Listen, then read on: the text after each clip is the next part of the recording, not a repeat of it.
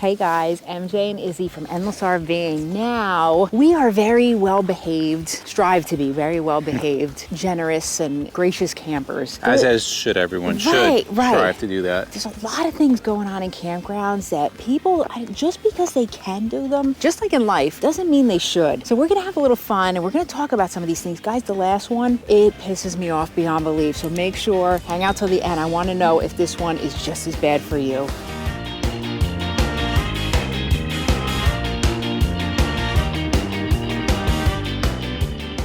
Number one, now it depends where you are with this one, but dumping gray water just on the ground, you know, not into where it should be. If you're out in the middle of nowhere, right? I mean, listen, there's some places, if you're, like MJ said, if you're out in the middle of nowhere and you have gray water, which is really just, it's sink water, essentially. Soapy water. Not that big of a deal. Yeah, you could do it, right? Unless the rules state otherwise. What we're talking about is like if you're staying at a Cracker Barrel or a Walmart, or you're a guest, you know, a Boondocker's Welcome or a Harvest Host, do not open up your gray tank and dump your sink water everywhere. It's rude, right? And it kind of ruins it for everybody else. The same thing when you're driving down the road, don't decide you want to open up your gray tank and dump it down the highway as you're going down the roadway. Again, you can, but you shouldn't. All right, number two, we're out right now. It's February, pretty cold out. We're at a campground. I don't know if you can see. There's a lot of campers here, but it's pretty quiet. Yes, which is nice. Once the camping season happens, things start to get a lot louder. And listen, that is understandable. It's a party atmosphere. Yeah, camping is a family thing, and you know, adults, kids, they make noise, and that's good. That's why you come to a campground. However, there is a certain, I guess, expectation that at a certain time, no matter how many drinks you have in you or how much you want to party, you really shouldn't be blasting the music and screaming and doing kind of, you know, inappropriate, rude, selfish behavior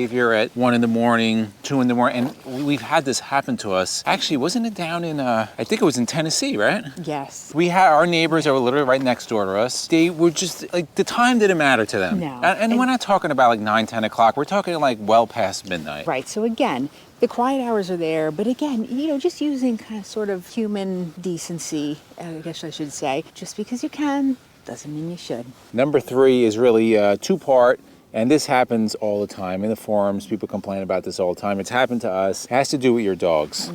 Keeping, well, I should say not keeping your dogs on a leash, but even more so, if you have a dog on a leash, just allowing it to go up to any dog. Yeah, other dogs may not want your dog in their face if they're reactive dogs or fearful. And we're not even just talking off leash, because a lot of people have dogs on leash, but they go, oh, let's go meet this. I'm not a big fan of on leash greetings. It's just not something that I like to do for any dog. Again, you can do it, but I wouldn't recommend it, so maybe you shouldn't. Yeah, and if you want to have your dog off leash, perfect example behind us. Here is a dog park, and you and your dog can run around as much as you want. But in a campground or on a hiking trail, please keep your dog on the leash, because again, it's happened to us multiple times that we've had dogs charge. Right, and in the dog park, that's the hope where all the dogs that really love other dogs take them go to congregate. All right, so number 4, this is a funny one, and this takes me back actually. When I was younger, my dad was like that grouchy guy on the block that if a kid cut out on our front lawn, he was at the I still remember that. Cutting across people's campsites. Again, if you're in a campsite... Let's demonstrate it, since people, they need visual stimulation to understand this. But we're not talking about this. Like if there's a ton of sites and you're walking through. Well, there's nobody here. Right. Well, let's put, for example, that all these sites are filled. Sorry, let me get it back on. All these sites are filled. So you're on site 37 and your buddy's on site 39, but somebody's in the middle of 38. So what would be the inappropriate thing to do? Because sometimes we have to, you know, have visual. Would be this. Some people are visual learners. Oh, hey, thanks guys. I'm just walking through everybody's stuff. You just walk through somebody's RV. Let me just hop over their chair to meet my buddy.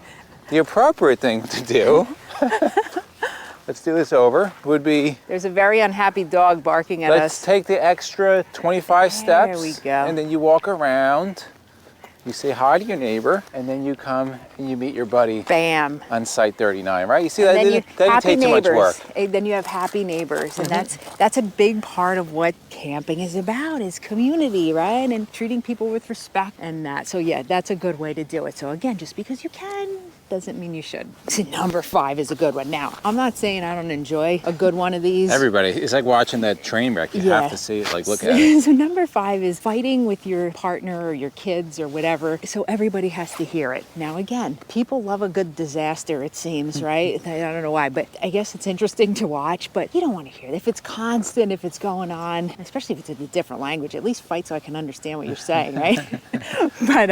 But no, I mean, again, it's just decency, you know, and keeping other people around you in mind so they don't have to listen to that. So just because you can doesn't mean you should. Number 6, and this is very popular now, all new RVs and a lot of people outfitting their older RVs with lights, and we love them.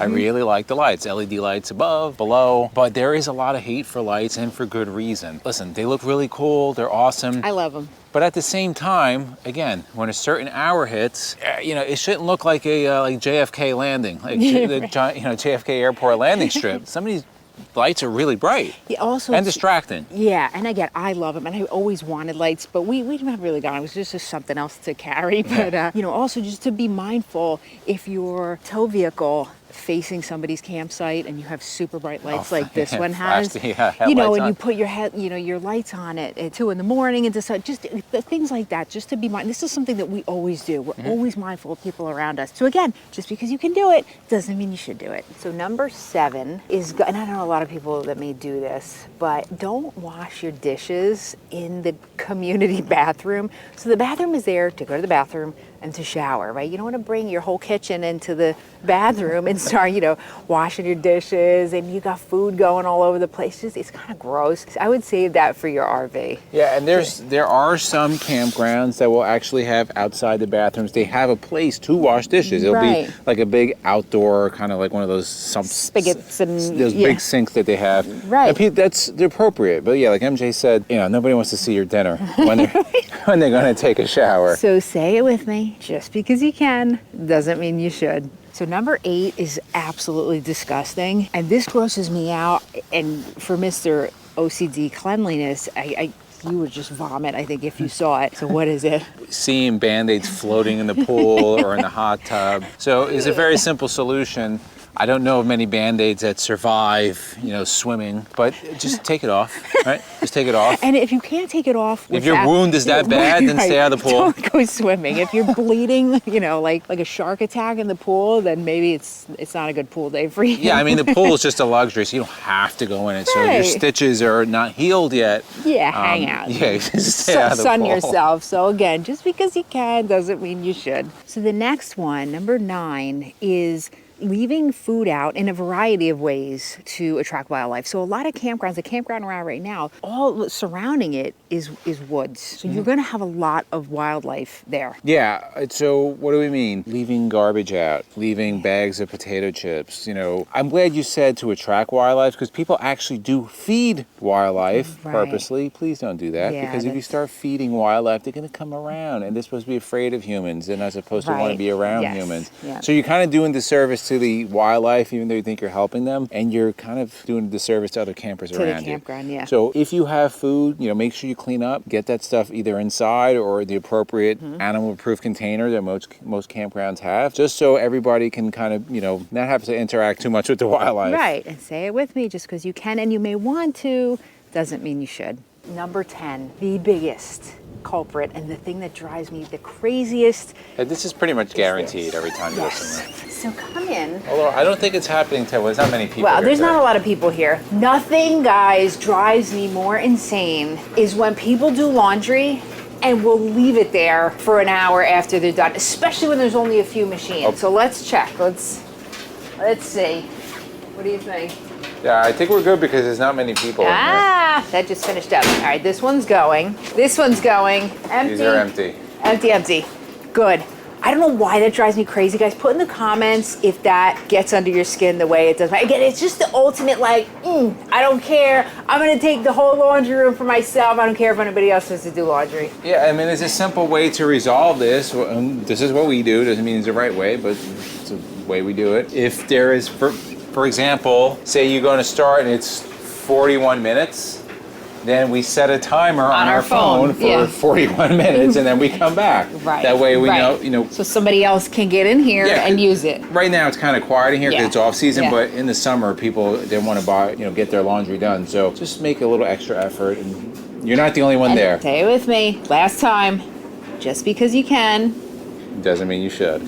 So put in the comments below, from 1 to 10, which ones drive you the craziest? Again, for me, it's definitely number 10, I think. And also add others in the comments that you've encountered that you look at people and go, look, I know you can, but you really shouldn't be doing that. Also, if you're new to RVing or if you're a veteran to RVing, we've done some other videos on RV etiquette. We're going to link them right over here on the left. Go check them out. And for myself and MJ, we thank you guys for watching, and we'll see you on the road.